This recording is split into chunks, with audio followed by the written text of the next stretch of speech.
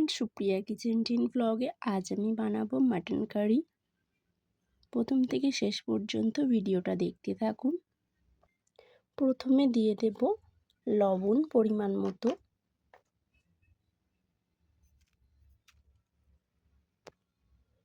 এইবার দেব হলুদের গুঁড়ো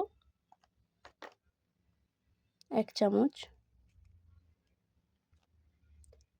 লঙ্কার গুঁড়ো 1/2 চামচ, কাশ্মীরি লঙ্কার গুঁড়ো 1/2 চামচ, এখানে আছে ধনে জিরে গরম মশলা গুঁড়ো 1/2 চামচ, দিয়ে দেব 30 গ্রাম টক দই, এখানে মাটন আছে 600 গ্রাম,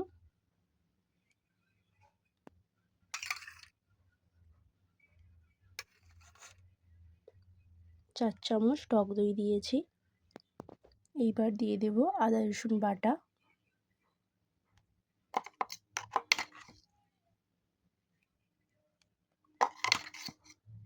এখানে 3 চামচ আদা রসুন বাটা দিয়েছি। দিয়ে দেব সর্ষের তেল অল্প পরিমাণে, ভালোভাবে ম্যারিনেট করে নেব।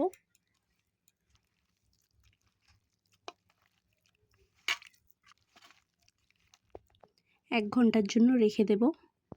দিয়ে সরিষার তেল গরম করে নিয়েছি, এইবার দিয়ে দেব কেটে রাখা আলু,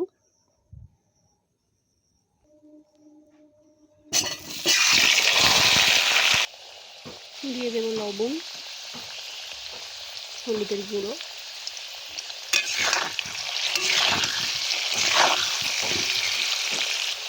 আলু এখানে ভাজা হয়ে গেছে, নামিয়ে রাখবো। কড়াইয়ের মধ্যে দিয়ে দেব গোটা তেজপাতা, দারচিনি, এলাচ, লবঙ্গ, 2 শুকনো লঙ্কা,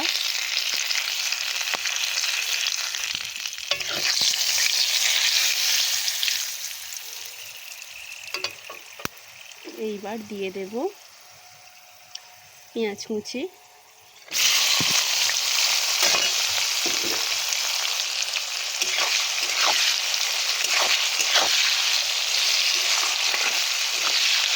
ভালো করে ভাজা হবে। পেঁয়াজটা বাদামি হয়ে ভাজা হয়ে গেছে, এর মধ্যে দিয়ে দেবো আদা রসুন বাটা,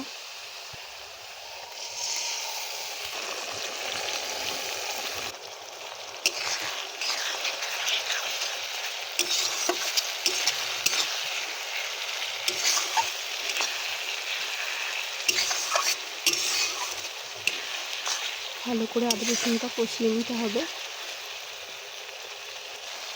দিয়ে দেবো হলুদের গুঁড়ো 1 চামচ, লঙ্কার গুঁড়ো 1 চামচ, কাশ্মীরি লঙ্কার গুঁড়ো,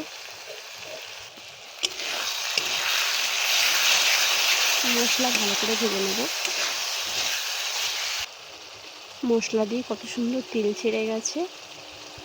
ম্যারিনেট করা মাটন এর মধ্যে দিয়ে দেব।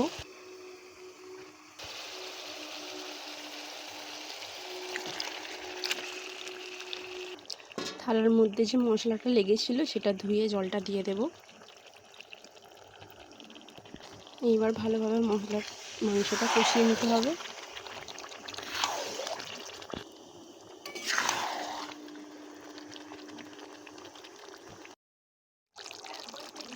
এই যে কত সুন্দরভাবে তেল ছেড়ে গেছে।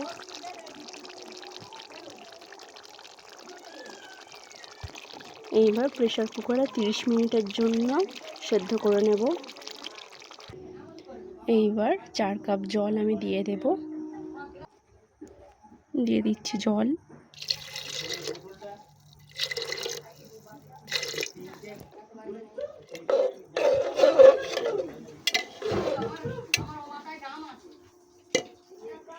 এইবার দিয়ে দেব আলু ভেজে রাখা।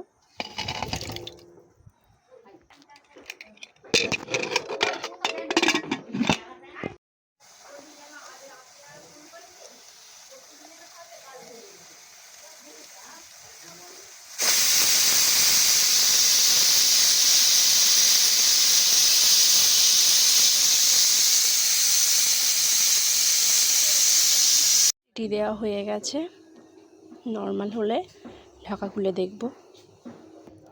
দেখে নেব কেমন হয়েছে। এই যে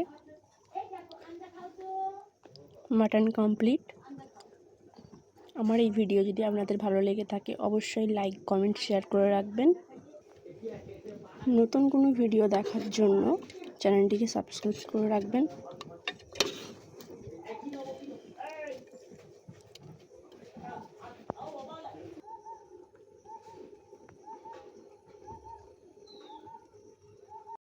সবার শেষে দিয়ে দেব গরম মশলা।